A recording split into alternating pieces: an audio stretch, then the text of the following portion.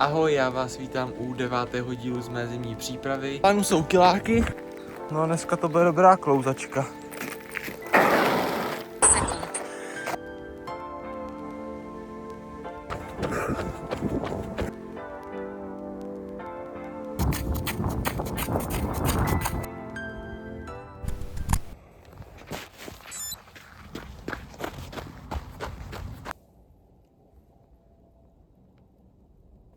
Ahoj, já vás vítám u 9. dílu z mé zimní přípravy a dneska jsem šel lehký kluz 40 minut, tempo nějakých 5,25, 5,30 a pak jsem dal ještě 10x 100 metrů rovinek, takže dneska začátek týdne a šel jsem takovýto lehčí trénink. Tak jo, dneska je úterý a v plánu jsou kiláky, tempo 3,40 a půjdu 4x kilometr. No dneska to bude dobrá klouzačka.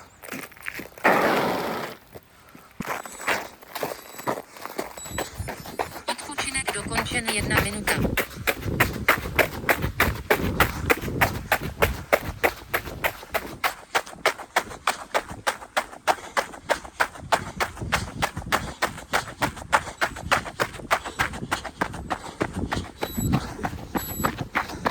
Interval 4 dokončen 105 metrů. Odpočívejte. 1 minuta. Tempo 12 minut.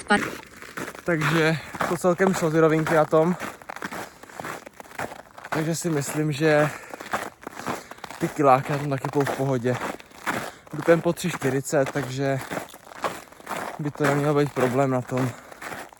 Že je to něco jiného, což si myslím, že do tréninku taky patří. Vyzkoušet si prostě různé podmínky, aby člověk pak byl připravený třeba na ty závody. Tak jo, čekám minutku pauzu a jdu na hlavní blok, teda 4x kilometr. Mezi kilometrama vždycky minuta a půl pauza a budu 2 série. S tím, že vždycky mezi těma sériema je 2,5 minuty pauza. Tempo teda 3,40 a takovéto podmínky, takováto cesta, po které dneska budu ty kiláky běhat tam a zpátky. Tak už po prvním kilometru a dneska ten trénink teda nebude zadarmo. To je jako teda první kilometr 3,40 teda, ale dneska to bude bolet. Tak jo, už po první sérii, tempo zatím super, první kilometr 3,40, druhý myslím taky, pak 3,39 a ten čtvrtý kilometr byl 3,37, takže pecka.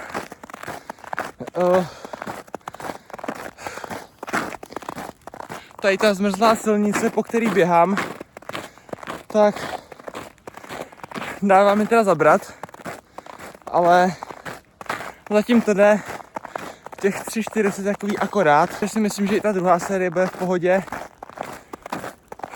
Uvidím. Ten sníh a ten led prostě člověku dá dost zabrat, vezme dost síly, ale fakt, jak jsem říkal, na trénink si myslím, že úplně super. Takže odpočinout 2,5 minuty a jde se na druhou sérii.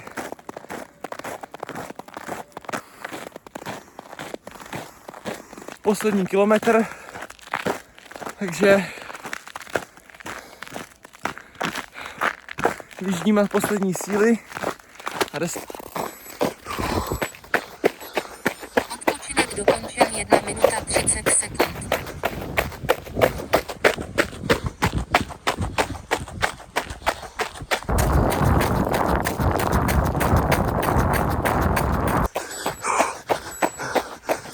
Interval 4 dokončen 1 kilometr. Odpočívejte. 1 minuta 30 sekund.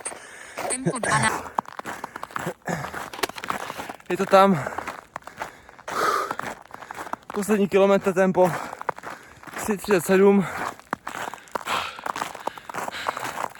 na takovém povrchu.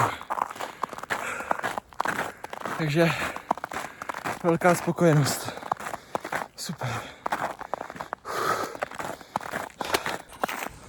Takže pro dnešek hotovo. Nevím, jestli tam bude vidět, ale je to úplně spíš led než sníh, no.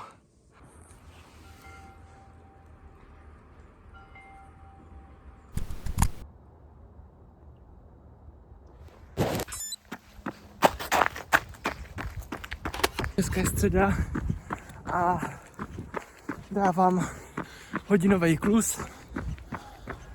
Tempo nějakých 5 na kilometr, 5:10, něco mezi tím. Vlastně ještě po doběhu si dám 10 minut kilometry a nějaké dýchací cvičení. Taky na takových 10 minut.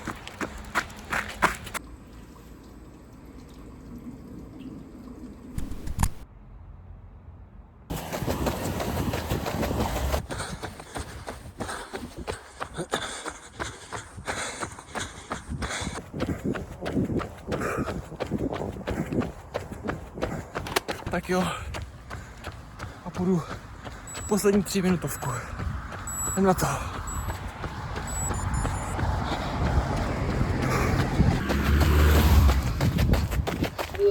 Na novoroční koncert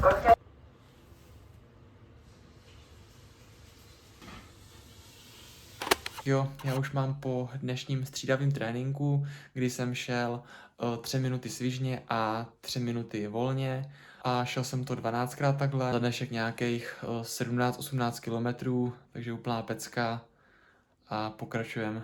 Zítra mám 70 minut klus, takže zítra při klusu.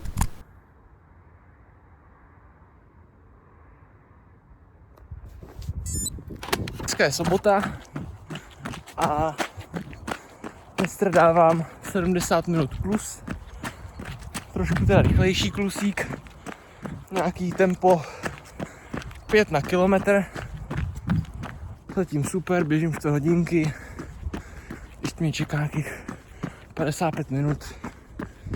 Takže dneska takovýhle další klus.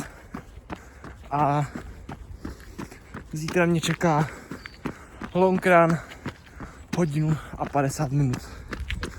Takže tento týden zakončím s nějakými 90 kilometry, něco takového. Vidím, kolik dneska poběžím kilometrů a kolik mi to dá zítra. Ale mělo by to být nějak kolem těch 90.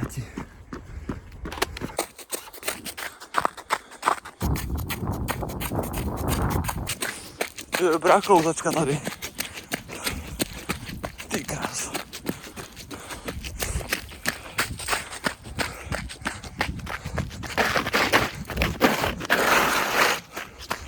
Síha.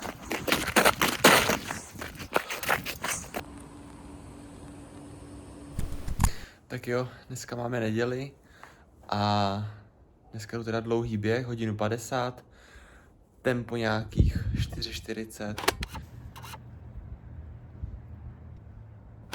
Tak jo, dneska už po dlouhém běhu, úplně super, nějakých 26 km, lehce přes 1:50, úplně super.